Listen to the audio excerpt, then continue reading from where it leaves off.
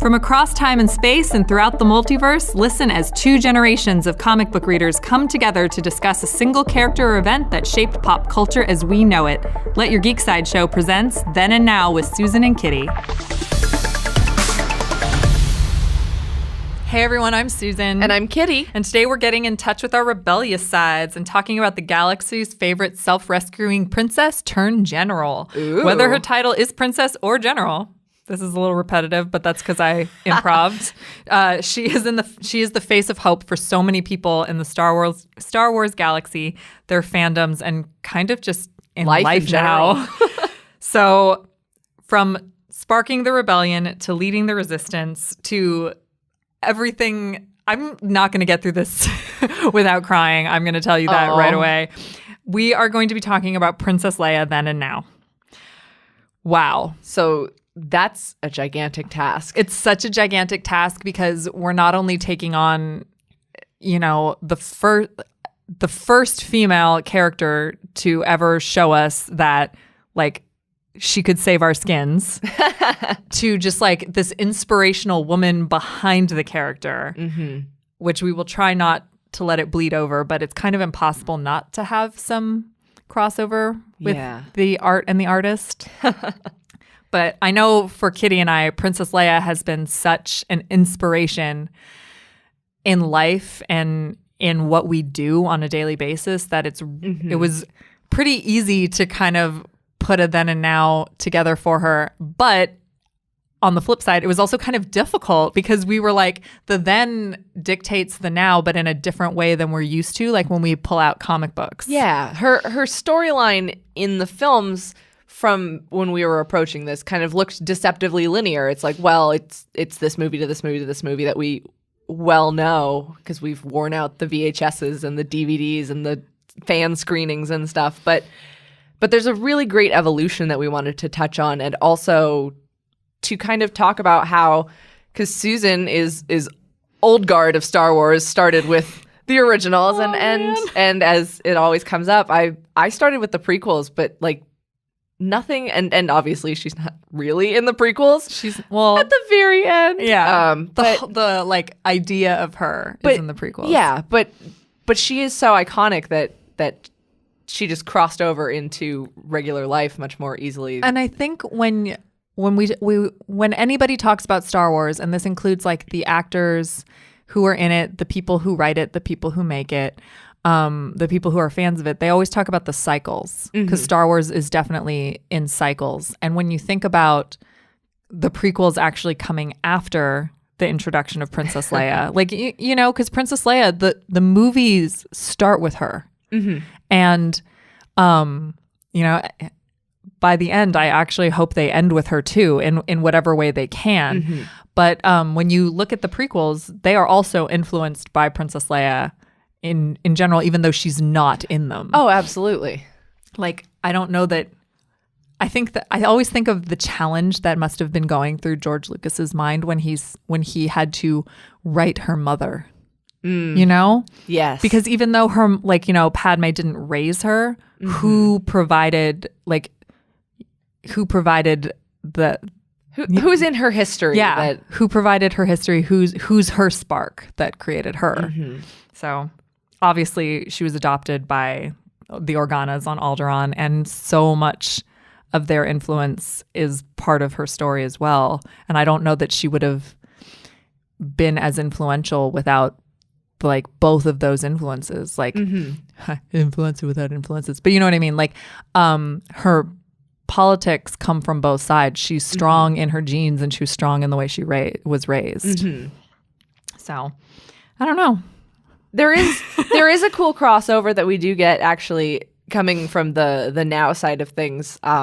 When Marvel began publishing the Star Wars comics again in 2015, one of the titles they chose to launch with, they said, we're doing the main Star Wars book, and then we're going to do some mini-series. And Princess Leia got a mini-series, a very deliberate 5-issue story. And there was actually a cool moment where she had to go to Naboo for information, and there was a stained glass window of some sort with Queen Amidala. And they got to illustrate this really cool moment of a recognition, but you're something that has come before me, because it was a like a mural to the queen, but there wasn't quite the like, oh, I know my family history type. It was really cool to see that, like, that they could acknowledge both sides of these characters. I love that moment. It was beautiful. To me, it was her version of I am a Jedi like my father before me. You know, like even in ways she doesn't know. Exactly. Right because away. Padme was a politician. And so was Leia. And she knew her way around a blaster. Oh, yeah. And so was Leia. And Leia goes on to be just like an epic general leading a rebellion and a resistance. And there's no one like Leia in all of the galaxy. But to me, that I read that 5-issue miniseries as well, because of course I did. It was Princess Leia. There was no way I was going to not read that.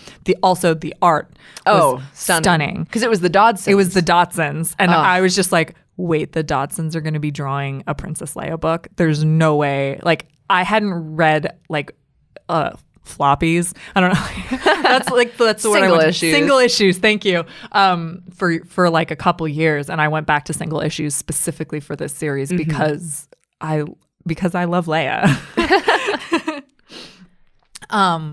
Now, obviously, the then part comes to us from the original Star Wars trilogy from 1977 through 1983. What's your favorite of the original trilogy? It's always hard for me to pin down, because I know so many people love Empire. You don't have to love what everybody else loves. I know. But then I say, oh, I do love Empire. But then I see the iconic introduction of Leia and just everything she did in A New Hope, and I go, well, that one might be my favorite. But I do also, it's hard for me to choose, but I would probably sway towards A New Hope. Really? Yeah. I sway towards Empire a lot. I don't know why. Actually, I do know why. The why is the moment when they're evacuating the Hoth base, and Carrie Fisher was 5'2", so she was not a tall woman, and you see her standing in the middle of all these men in flight suits, and she is commanding them. And that was like such a great moment for me, because like I'm a skinny person. I'm tall, but I don't think of myself as like commanding. But it was like, no, that woman can command a room. She can command all these people, and she's, you know, leading the rebellion. She has the presence and the mind, and she doesn't have to be physically imposing in order to get the job done. And exactly. I think that's so important. So I always sway towards Empire. It's interesting you bring up her first appearance. Like, what, you came from the prequels, so what was your first impression of Leia, having seen the prequels already? Well, Leia was so prevalent in pop culture that even though I hadn't seen the originals from start to finish, I knew who she was, and she was so important to so many of my friends growing up. And so, I mean, oh my God, like there's so many lines, but basically everything she says in A New Hope, every insult that she gets to lay down, or just when she gets tired of like, okay, the boys, we got to get out of here, into the garbage chute, flyboy, like everything that she is so effortlessly able to say, that just kind of asserts that she's a princess, but it's not like a gentle princess, and she has elements of that. Redefined what a princess could be. Absolutely. I was like, oh my goodness, she's a princess who wears a pretty dress and has nice hair, but also she's smacking these people around. She knows how to... She's taking their blasters. She's taking control. I love that rescue scene, basically because they get her out of the cell, and then they're like, okay, and then what? And she's like, somebody has to save our skins. Yes. Like, you guys are doing nothing. I thought this was a rescue. And then she sees, she's like, you came in that? Like, you're braver than I thought you were. Like, she disses her own escort out. And it's great. And then when they're like, what a wonderful smell you've discovered, she's just like, like, again, you guys weren't doing anything to help the situation, and she's the one that took care of all that stuff for you. So, and I'm sure we could endlessly quote, but it's those moments where it redefined what a princess could be in also a genre where for science fiction and space opera, I'm thinking of all the pulp novel covers and stuff where the woman is a damsel for whatever reason, and she's not equipped to be in space. And Leia was none of that. Leia was the complete opposite of that from the get-go. Like the first time you see her, she's defying her government by putting stolen plans into a droid. It's the first time you see her. Yeah. So from the get-go, she was never going to be that character. And she did it all in a white dress. She did it all in a white dress. And you only wear white if you know what you're doing. Yeah, that's true. That's true. Man, I could go talk about Leia forever. I know. So now for the now segment of this podcast, we kind of have to look at her influence over The Force Awakens and The Last Jedi. I think before we move to that, though, I do want to jump back to the comic because the comic took place between, I believe, A New Hope and Empire. Yes, it did.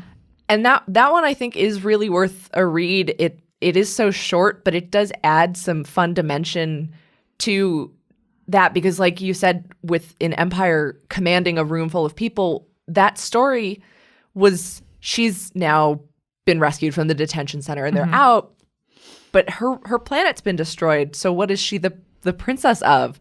And it was a cool way to see like she carries that princess title and her duty and her responsibility and just that sense of purpose no matter what, because the plot of that story is she evolved that title is what she did. Yeah. Because what is a princess? Someone who can make decisions, can make the tough decisions, can rule, knows that they're in line for something bigger. So she evolved that. Instead of becoming a queen, she became a general.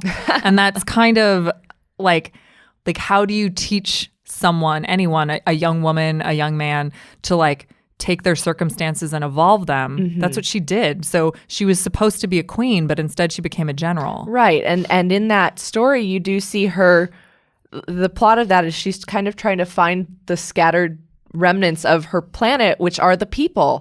And so I thought it was also a cool contrast when they bring in the Queen Amidala iconography, because so much of Amidala, you think of her in her elaborate gowns in the throne room and well, I have to represent my people, and you kind of see more of her people, but we never really get to see Leia and her people. It's true. But when she becomes a general, like those are her people. Yeah. And it's cool to see who also stays loyal to her, whether or not they were under her direct leadership. Yeah.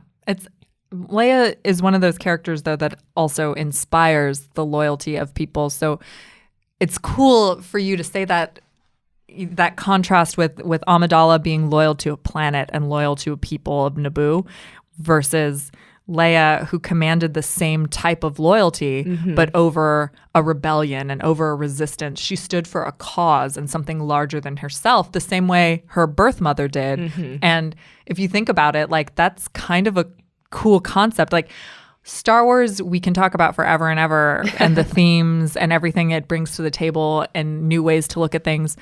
But for Leia, one of the things that keeps coming back is this idea of taking your circumstances and making them different and evolving what you have and making it better. She just wants hope. She's always the hope. We are the spark that will light the fire. Like that's hope. A spark is a piece of hope that the fire will take off and be greater. So and even once something is sparked and becomes greater, sometimes you don't have a control of all of what results, but it's impressive to see where it goes. Yeah, and that's the same thing. Like once they defeated the Empire, like from the ashes of the Empire rose the First Order. So the spark lit the fire, but like what did it control? And so then she's put in a place where she has to do it all over again. And where does that lead her?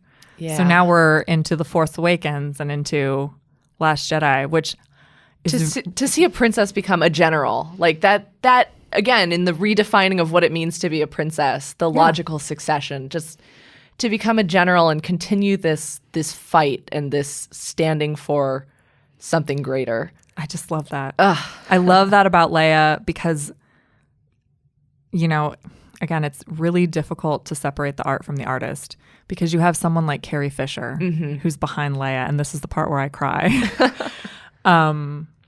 Carrie Fisher is an inspirational woman as well. It doesn't matter whether she's still with us or not. She continues to inspire people with her. I mean, Leia, we were talking about how quotable Leia is. Carrie Fisher's just as quotable. Like when Meryl Streep, after they were close friends, take your broken heart and turn it into art. Like that's Carrie Fisher. And when you think about it, at least if you are the person who redefines a generation of princesses and turns them into generals, you have to have that same type of conviction in your own personality. And think of the hardships that Leia goes through, and think of the hardships that Carrie went through. It's very difficult. Like life imitates art a lot of times, and man, without Carrie Fisher playing her, like where I don't know how that works. Yeah, but even those last moments we see in The Last Jedi leave us with a sense of hope, because as the generations switch and people take on different roles, those symbols of hope still stand. I mean, like I'm thinking of Rey being like, oh, like that's Han Solo the smuggler, and that's and she knows all these stories of these icons. I loved that moment because it was like Finn knew him as the general and she knew him as the smuggler. So it's just like I thought Luke Skywalker was a myth, and it's just like the way people turn history into what they want it to be. Like, and they redefine their titles, and so even that with the smuggler, it's like, well, what do you think? What's the next logical step for a smuggler? Kind of obviously he should be a rebellion leader. Obviously. So I think that spark of rebellion is all about is just changing what's next for you, what people think should be next for you. It's super funny that you just brought up those two different versions of Han, because yes, this is Princess Leia Then and Now, but if you think about it, beyond like Han would not have turned from smuggler into rebellion leader had it not been for her, because she's the one who makes him challenge the way he thinks, because she's the one who says, if money is all you love, then that's what you'll receive. And anyone, I will argue with anyone who doesn't, who thinks otherwise, but like that is what changed Han's mind. Like, also maybe being called a scruffy looking nerf herder. Well, that was a different movie. Well, but what I mean is like Leia inspired even when she didn't mean to inspire. Like, did she really want this?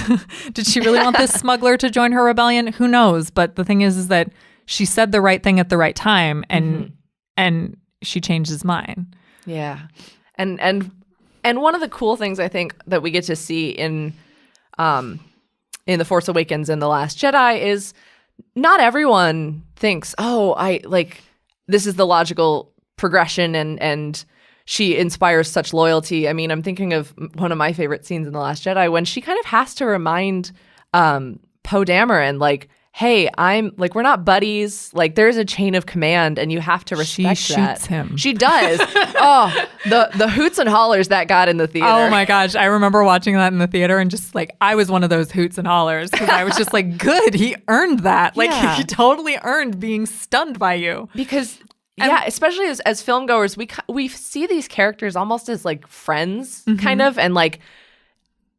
It just to see someone, even we might forget, like, oh, there is like a definite chain of command. I mean, Carrie and Princess Leia are at the top there, but like just to see a character go up against that and then kind of give us all a moment of like, oh, we do have to like re-examine, like she's at the top here, and there's a loyalty that she commands, and sometimes that loyalty isn't easily won, and sometimes people aren't loyal. And what's interesting also about her relationship with Poe when she's the general and he's kind of like the captain underling is that she kind of gives him a lot of freedom and a lot of trust. Like she puts her trust in the people that she believes can like live up to her expectations. I feel like that's a bad way to put it, but you know what I mean? I don't feel like she has expectations. But when like, because the whole bomber scene that opens Last Jedi was Poe's idea, but the thing that she couldn't deal with was the loss that they took from it. It wasn't necessarily like, because Poe was so myopic about, will the plan worked, and she's like, but at what cost? Yeah, and then going back to that idea of loss, she is a princess and a general, and these are her people, and she has to take care of them. Yeah, these are her people. So you can't have that type of loss to your people without feeling it as their leader. Yeah. So that's something, I don't know. And we were talking about different aliens and characters. And you mentioned that like a character like Nia Num stayed loyal to her throughout the films, and I think it's cool to see again while Alderaan, is gone, and that singular people may not be in one unified place anymore.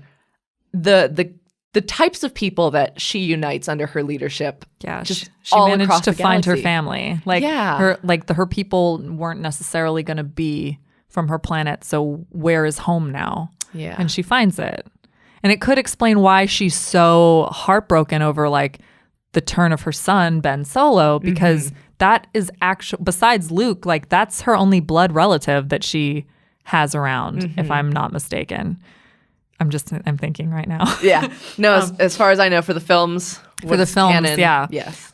So that, she might have thought when she and Han had Ben that this was going to be her new people. And at the time, there was like peace that was happening. The First Order was just kind of under the radar. Yes. Thank you. So having Ben Solo turn and join her enemy and become Kylo Ren is just heartbreaking. And it takes on a whole new level when you think about like what she's lost throughout the years. Right. Wow. Yeah.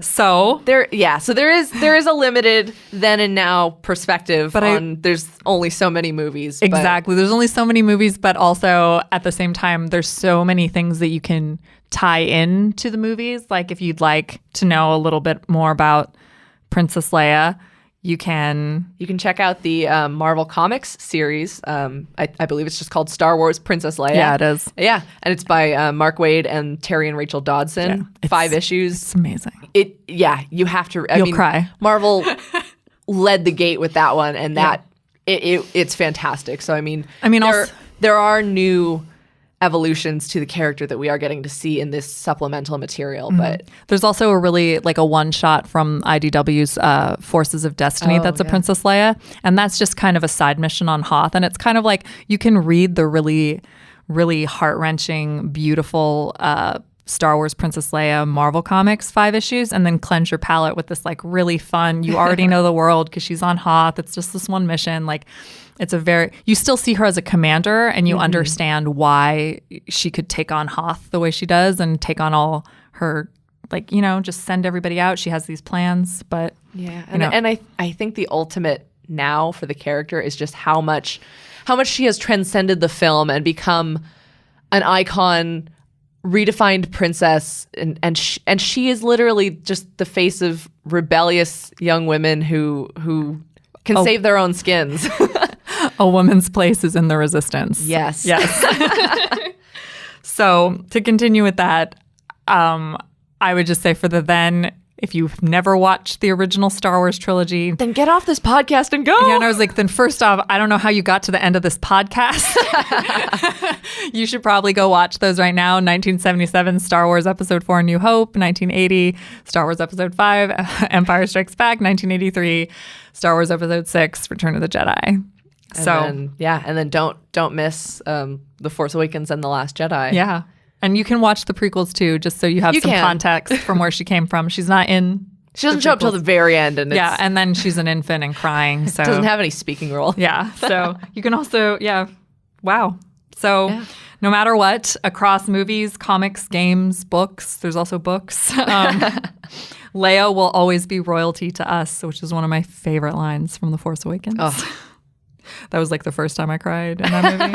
The first of many times. The first of so many times. You can watch her journey across generations of film and fandom. And thank you so much for joining us today for Princess Leia Then and Now. This has been Then and Now. For more ad-free pop culture news and content, visit geeksideshow.com. Thank you for listening, and don't forget to let your geek side show.